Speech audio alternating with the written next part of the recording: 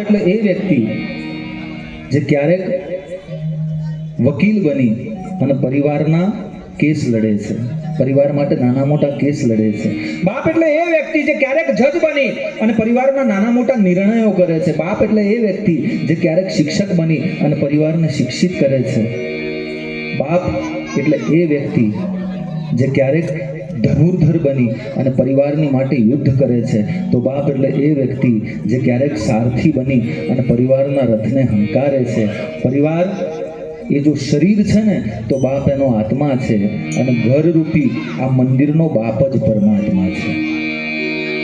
એટલે આજે બાપ પાછળ આપણે ભજન કરવું છે દરેકે. અને મેં કહ્યું એમ, તમે કદાચ ખીચામાંથી રૂપિયા કાઢી અને હાર્મોનિયમ ઉપર મૂકો કે ના મૂકો એ તમારી મરજીની વાત છે સાહેબ. તમને મજા આવે, તમારે મૂકવા હોય તમે મૂકી શકો, ગૌર કરવી હોય તો કરી શકો.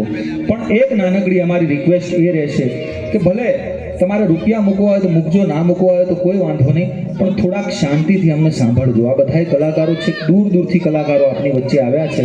અમારા ભાઈ શ્રી ઊંઝા